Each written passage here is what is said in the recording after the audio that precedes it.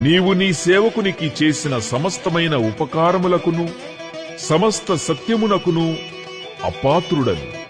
ఎట్లనగా నా చేతి కర్రతో మాత్రమే ఈ యోర్దాను దాటితిని. ఇప్పుడు నేను 2 గుంపులైతిని. నా సహోదరుడైన ఏశావు చేతి నుండి దయచేసి నన్ను తప్పించుము. అతడు వచ్చి పిల్లలతో తల్లిని నన్ను చంపునేమో అని అతనికి భయపడుచున్నాను. నేను నీకు తోడై నిశ్చయముగా మేలు చేయుచు విస్తారమగుట వలన లెక్కింపలేని సముద్రపు ఇసుకవలె నీ సంతానము విస్తరింపజేయుదునని సెలవిచ్చితివే అనెను.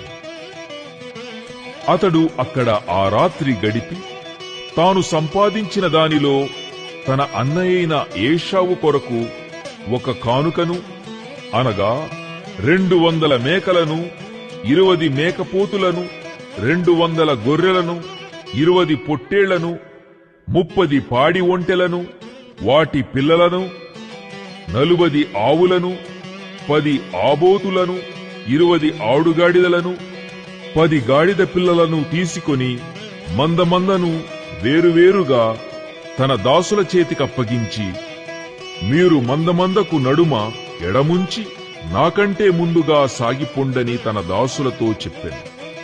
మరియు వారిలో మొదటివానితో, నా సహోదరుడైన ఏశావు నిన్ను ఎదుర్కొని, నీవెవరివాడవు, ఎక్కడికి వెళ్ళుచున్నావు, నీ ముందరనున్నవి ఎవరివని నిన్ను అడిగిన ఎడల